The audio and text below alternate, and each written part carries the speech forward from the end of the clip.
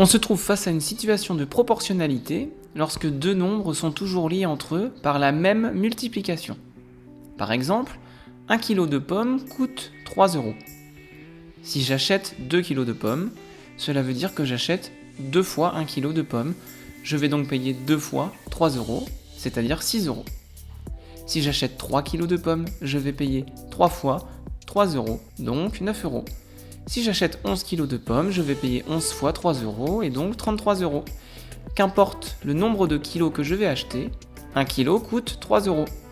Alors je dois multiplier par 3 le nombre de kilos achetés pour savoir combien je dois payer. Sans nous en rendre compte, nous utilisons la proportionnalité dans la vie de tous les jours, lorsque nous faisons les courses par exemple, ou lorsque nous cuisinons. Prenons un exemple.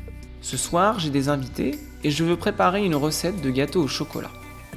J'ai besoin de 200 g de chocolat noir, 4 œufs, 160 g de beurre, 120 g de sucre, 40 g de farine.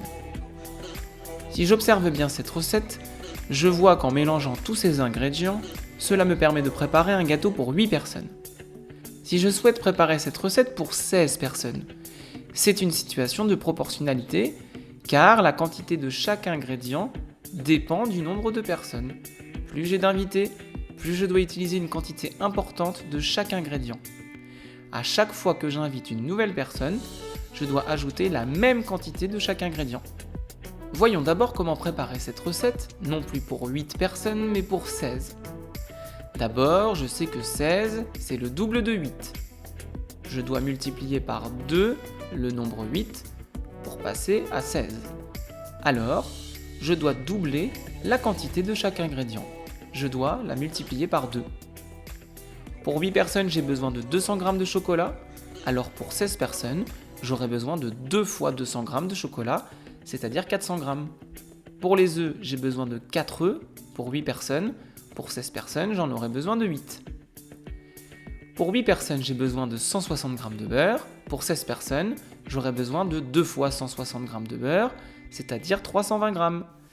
Pour le sucre, je passe de 120 g à 240 g. Et enfin, pour la farine, je passe de 40 g de farine pour 8 personnes à 80 g de farine pour 16 personnes. Cette situation de proportionnalité est plutôt simple car on souhaite multiplier par 2 le nombre d'invités.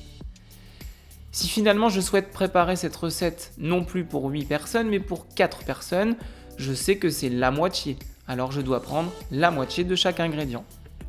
Mais parfois, ce n'est pas si simple. Reprenons notre recette pour 8 personnes. Ce soir, nous serons 10 à table, et ma recette est pour 8. Je dois trouver le lien entre 8 et 10.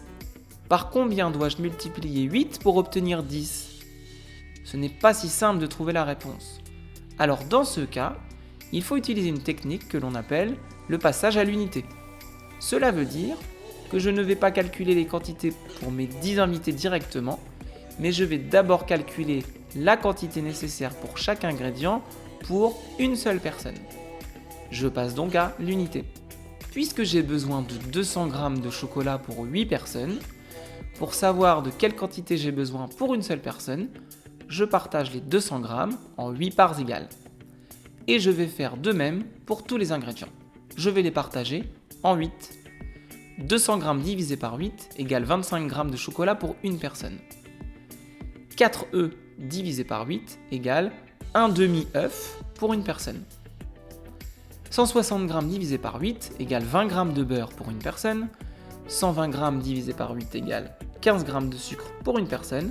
Et enfin, 40 g divisé par 8 égale 5 g de farine pour une personne. Maintenant que je connais les quantités de chaque ingrédient pour une personne, je peux facilement connaître la quantité nécessaire pour 10. Je n'ai qu'à multiplier les quantités d'une seule personne par 10. 25 g fois 10 personnes égale 250 g de chocolat. 1 demi-œuf fois 10 personnes égale 5 œufs. 20 g fois 10 égale 200 g de beurre. 15 g fois 10 égale 150 g de sucre. Et enfin, 5 g fois 10 personnes égale 50 g de farine. J'ai donc ma recette pour 10 personnes. Cette technique de passage à l'unité est très utile lorsque je suis face à une situation de proportionnalité et qu'elle est un peu difficile. Attention, cela ne fonctionne pas pour des situations qui ne sont pas des situations de proportionnalité. Par exemple, le lien entre l'âge d'une personne et sa taille n'est pas proportionnel. Une personne de 30 ans peut être plus grande qu'une personne de 70 ans et inversement. Aussi, il y a un âge auquel on arrête de grandir, et pourtant nous continuons de vieillir. Même chose entre l'âge d'une personne et l'argent qu'il a dans son porte-monnaie.